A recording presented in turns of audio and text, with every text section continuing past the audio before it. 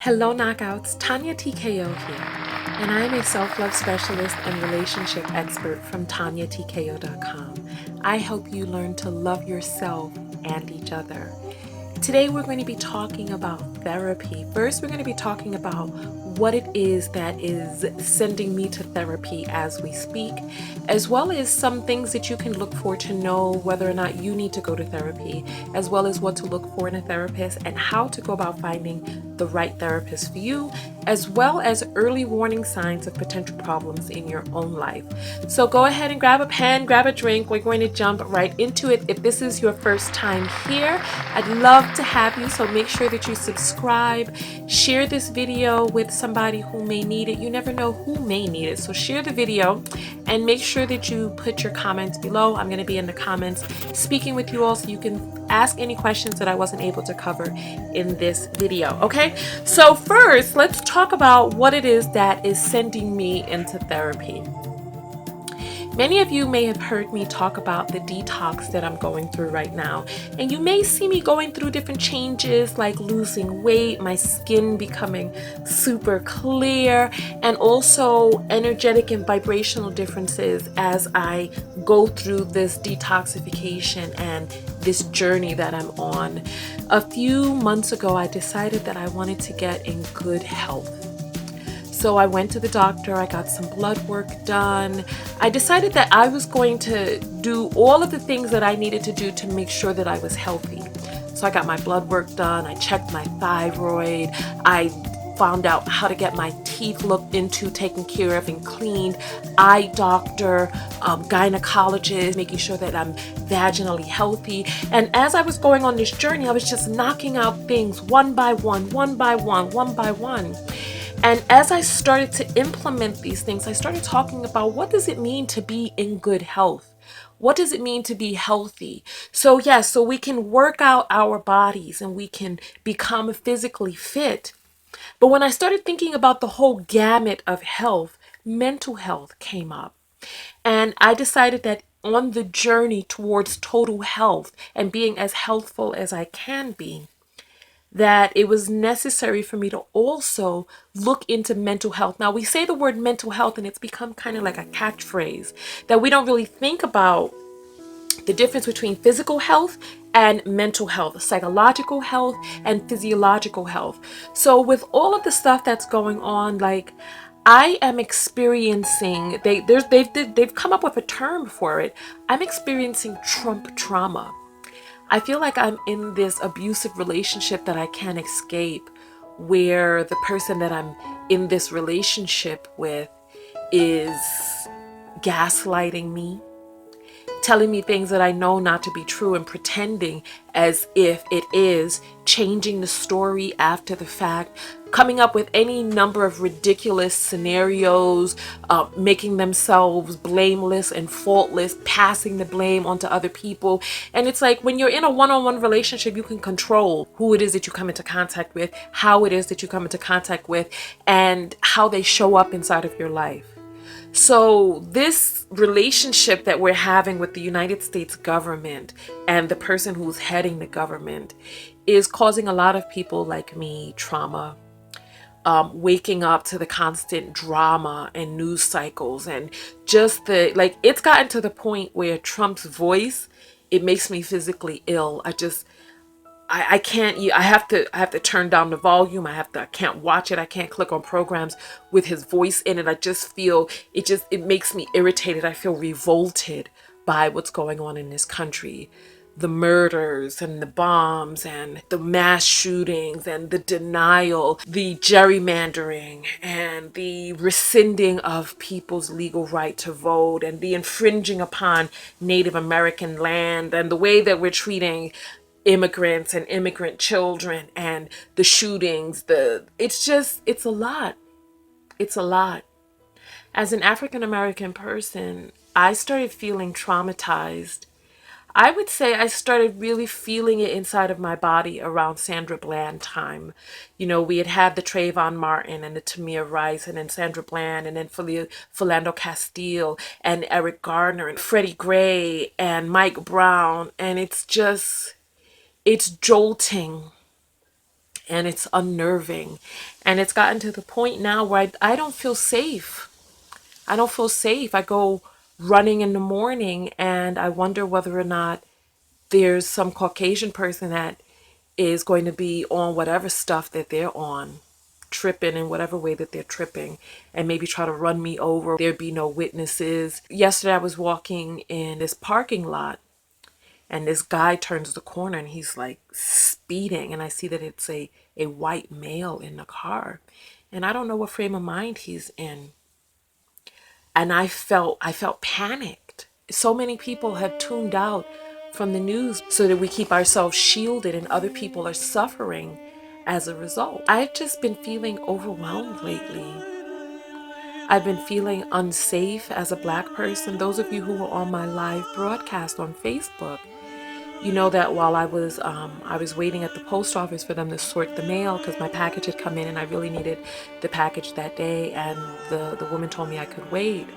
And while I was waiting, someone called the sheriff on me, and I'm sitting out in my car, and the sheriff comes to approach me to ask me who I am and what's my name and all of this stuff because they received a complaint at the post office. This is serious stuff, and we got people who are going crazy in this country. You look at these Trump rallies and you see people jeering and cheering, and this frenzy of hate and separation and fear mongering, and it's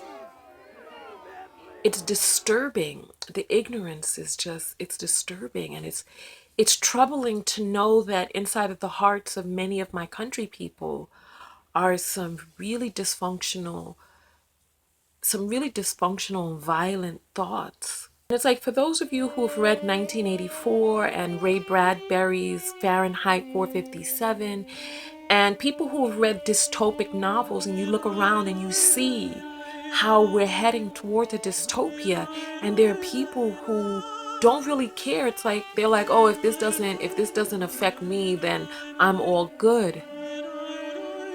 Until it does. And then by then it's too late because the wheels have already been set into motion. Now I hear people talking about Irish people and Italians are not white. And it's like, long ago they were not considered white. So now we have this moving scale of what whiteness is and what the in crowd and the in club looks like. And you know what? But this is supposed to be a video about therapy. So let's talk about therapy. If you have insurance, or even if you don't and you qualify for Medicaid, you were able to get therapy. And so here are going to be some tips on how you can. And you know what? Let me just give this disclaimer. For me, this is what I'm going through right now. Waking up and feeling like I don't want to be on this planet. And if you say that to yourself enough times, the universe listens, the universe hears.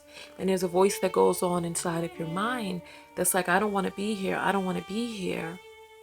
And what does that really mean? If you do the orbitals, if you put that command out into the universe, then what is the answer to that command?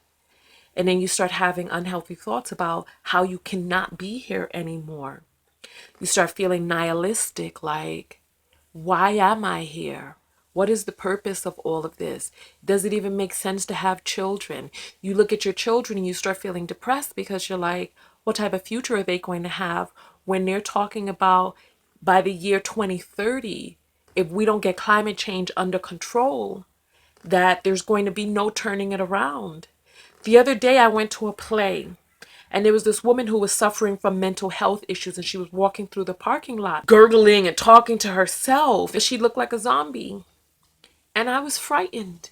And it's like there's just so many different similarities of dystopic novels and movies and TV shows that are just coming up.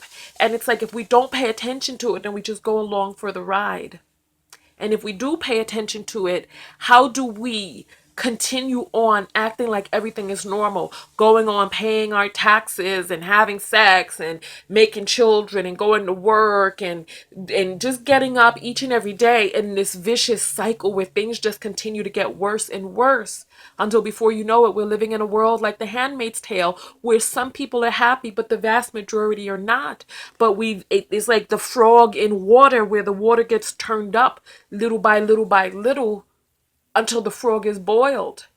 It's like you could throw a lobster in some hot water and that lobster will jump right out. You could throw a frog in, it'll jump out. But if you turn up the water slowly, if you turn up the fire slowly, and then they don't know that they're being boiled. Listen, let's talk about the therapy specifically. If you have insurance or if you qualify for Medicaid, make sure that you call your provider and you ask your provider about how to get therapy. And if you're on Medicaid, yes, you too are able to get a therapist. If you call and somebody doesn't know how you're able to do it, hang up and call right back and continue to ask questions until you get somebody who knows what they're talking about. Speak with a supervisor, just find out. And if your particular version of Medicaid doesn't cover mental health, see how you can switch to a provider like Blue Cross, Blue Shield, Humana, whatever it is that does cover therapy. And then two, what you do is you get the phone numbers for providers in your area and you call each one. I don't care how many of them that you have to call, but most likely you only have to call about 10 or 12 or less, depending on where you're at. Even if you have to call 20, it's well worth making the phone call, because a 1 minute phone call can change the course of your life. So call each one, leave a message with your name, um, what it is that you're looking for. Tell them that you want to have a conversation and see if you all are a good fit. One of the biggest mistakes that I see is that people go to therapy and they're like, oh, therapy doesn't work because they had a therapist that didn't work with them.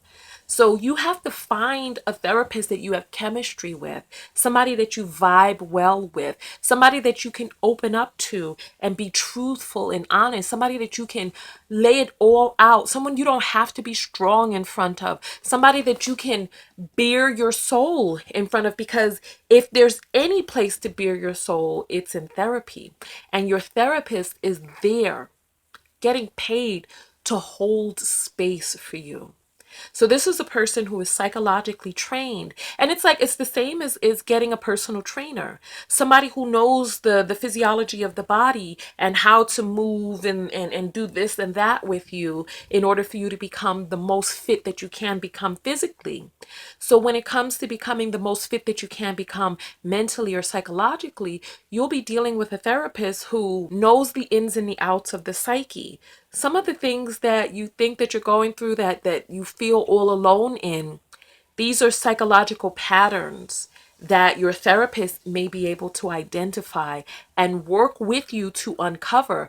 You want to find a therapist who is not judgmental and who's going to leave their personal stuff outside of the room. A therapist who's not going to give you advice or lecture you, or, there's a lot of different therapists and they're trained in different ways, as well as they're human beings. So they all have different personalities. So it's important for you to get them on the phone and talk with them and just kind of see, first of all, ask them what type of qualifications they have, because some therapists have a master's in social work. Other therapists have a master's in psychology. Other therapists have PhDs. So you have to ask them and ask them what their specialty is. There's some therapists that are licensed marriage and family therapists, LMFTs, I believe it's called. Ask them how long they've been practicing. Find somebody who you vibrate with, somebody who you feel a certain kindredness with, that you can really be yourself with, and somebody who is going to work with you. You have to feel like your therapist, like you and your therapist are on the same team.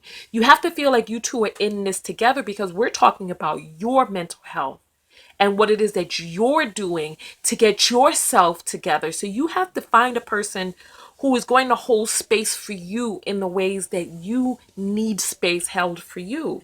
You want to feel cared about. You want somebody that you won't feel judged in front of.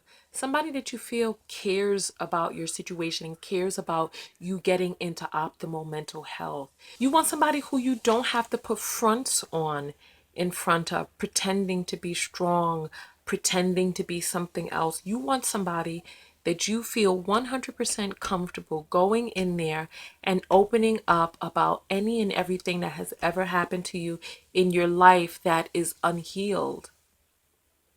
And speaking of unhealed, I personally believe that every Black person should go to therapy. I personally believe that every Black person should go to therapy. It's like we were let out of slavery in this country, out of hundreds of years of bondage, generation after generation of that pain getting embedded into your DNA and passing down from generation to generation, coming up for healing in each generation and just being let loose with no way to really shift mentally and psychologically from the traumas that were endured both physically and genetically. So, how do you know if you should go to therapy? Well, personally, I believe that everyone should go to therapy at least once in their lives, at least once. And if you find a good therapist, that person can really help you shift. So I personally believe every single person should try therapy. But if, let's say, you've gone to therapy in the past and now you're living in current life, like I told you, I'm going through some things now that are making me feel overwhelmed. I didn't mention this before, but some of you who are also on my Facebook Live, I did a live video after this Caucasian couple followed me back home. It's like they were walking and following me, and then when I got back to where it is that I'm staying, they were like peeking around the corner to make sure that, I don't know what it is that they were making sure of, but it's like, this is harassment. It's like, I'm a woman. You and your man are following me the hell back home. What's wrong with you? You know? And I turned around and I snapped at them. I was like, can I help you? And they were like, hi, hi, hi. And I'm like, can I help? I'm just like, it's inappropriate. I don't need you knowing where it is that I live. I don't need you following or walking behind me. I don't need you checking up on me for whatever reason it is that you have in your mind. So I told you that these are the things that I'm going through. For you, it may be something else that you're going through. Listen, I don't believe that anybody's made it out of childhood unscathed, because we come into these lifetimes for things to come up for healing. So how do you know if you may need therapy? Like I said, I believe everybody needs therapy, but here are some signs. If you are experiencing emotions that you just can't shift, like if you feel anger, sadness, forlornness, if you are feeling emotions that are like running in your life as an undercurrent and you can't seem to shift out of it, like you'll have some highs, but then you know that this undercurrent is there like an old friend waiting to catch back up with you at nighttime or in the morning when you're waking up and you're in the theta state, in your subconscious mind is more relaxed. So you feel these emotions that just don't seem to really truly go away. That's a sign that you may need someone to talk to work through those things. If you find yourself opening up to people about deeply, deeply personal things, people that you just met or don't really know, and entrusting people who are not trained, entrusting them with your psychological health, that's a sign that you need to speak with someone who is trained. Because it's unfair for us to go out there into the dating world tasking people that we've just met with the responsibility of trying to heal us emotionally or psychologically. Or even if you have friends and you try to open up to your friends, try to really let your soul bear out in front of them, but don't feel as if you can truly not be judged. Look, that is not your friend's job. It's not your friend's job to be your unpaid, untrained therapist. So if you find yourself really needing to work through some issues and you don't really have a trusted person who can really, truly, truly, I mean, truly hold space for you, Speak with a therapist. I remember when I told someone that I was a life coach, and they asked me, oh, well, what does a life coach do? And I explained to them that I help people achieve goals inside of their lives, like goals that they set, like let's say they want to write a book or run a marathon or whatever. I work with them to create actionable steps and plans and remove blocks that are getting in the way of them getting there. And I remember this guy was like, oh, that's what friends are for. And I'm thinking to myself, all of our friends are, listen, our friends have different capabilities.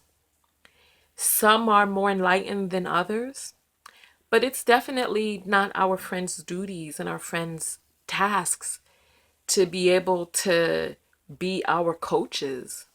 They have their lives too, and some of them have issues that they're not dealing with psychologically. So it's like we're in this vicious pattern where you're going to Sally and Sally's going to Sue and Sue is going back to Becky and Becky's going, and it's like all around we are entrusting untrained people with our psychological health, feeling judged or feeling like it may come back to bite us, or that they may throw it in our face, or that they are surfing the net while we're talking to them and we don't have to. So any number of things. That's the full video right there. And I know that I opened up a lot about what it is that I'm going through. And to some people, they may be like, that's nothing. Just ignore it. Just be strong. And I think that for far too many people, we equate mental health and psychological strength as being a dependent on the other or tied or related to the other. And they're really unrelated. You can be psychologically strong and still have different things that you need to work through. As a matter of fact, it takes a tremendous amount of psychological strength to admit when there may be an issue. So it's like, I opened up about my particular issue that I'm going through right now. And like I said, your issue may be very, very different than mine. But your issue is well worth looking into, as is mine. Don't let anybody tell you, oh, things could be worse. No, no, no, no, no, no, no, no, no. We all have different, remember, we're all programmed in different ways. Our program was set, our subconscious mind was already set by the time that we were 8 years old. So the things that we are going through inside of our lives are bringing up these different things that are in our DNA, in our subconscious mind, bringing up these different things for healing for us particularly. So don't let somebody else who has a completely different set of issues tell you that, oh, it could be worse. There's other stuff going on. They could be glad you woke up today or whatever. What makes you think that a person can't be simultaneously glad that they woke up, as well as doing the things that they need to do to take care of their mental health? It's like the same like saying, oh, if you're physically strong and you go to the gym, then you can't catch an STI. Like if you're strong, you can't get an infection. It's like that's how I feel when I hear that. Like I was talking to a woman about getting some therapy herself, and she's like, no, I'm psychologically strong, I don't just, and she just started going off, and I was like, you know what, people have to be in a state, they have to be ready to be able to hear it, to be able to receive it, to be able to go and get that healing for themselves, because it has nothing to do with your psychological strength. People are going to be like, oh, you could just ignore it. You just ignore Trump. That's what I do. This, that, and the other. We're different. This is what I'm going through. There's something about my psychological makeup and my psychological programming that is affected by this. And I'm not afraid to admit that this is affecting me. It's affecting my overall sense of well-being. And I'm going to look into it. I am going to get it taken care of, because I have a lot of people who come to me and depend on me and need me for certain things. And so I have to make sure that I am healthy and that I am able to hold that space, especially people like me who people come to people like us especially need to make sure that we are psychologically fit, need to make sure that we are as healthy as we can be mentally and psychologically. So that's the whole video. We could finish the conversation in the comments. I really want to hear from you. What are your thoughts? What are some of the things that you've heard about therapy and the discouragement of actually going and getting yourself together? What are some of the things, like some people who are religious feel like, oh, Jesus should be able to do it all. And you can both believe in Jesus and also be able to deal with a psychological professional. You know, when we start talking about religion and how God created, you know, different people and different jobs here on this earth, and one of those jobs that was created is the job of a therapist. So sit down and have a conversation with a person who is specifically trained to deal with the psyche, not somebody who is, you know, there from your drug rehab program, or they're sitting in as a guidance counselor, or there who's there with your recidivism program, or whatever the case may be. Whatever it is that you have going on, the person who provides you the medication for your backache or your HIV, and when you go there, they also have somebody that you could talk to. Get a completely separate person whose only job is to sit there one-on-one with you and hold space and let you emote and unravel the things that are going on with you psychologically. Find a person who is specifically only for that, and then find a person who can do that and show up in the ways that you need them to show up. And on that note, I am out. Let's give a hug. Hug me. Today's topic, I love today's topic. I love talking about therapy. Hug me, hug me. Oh, okay. All right. So go out there and love one another, but most importantly, what? That's right. Love yourself. And loving yourself is taking care of your health, both physically and mentally. Tonya Tko. Peace.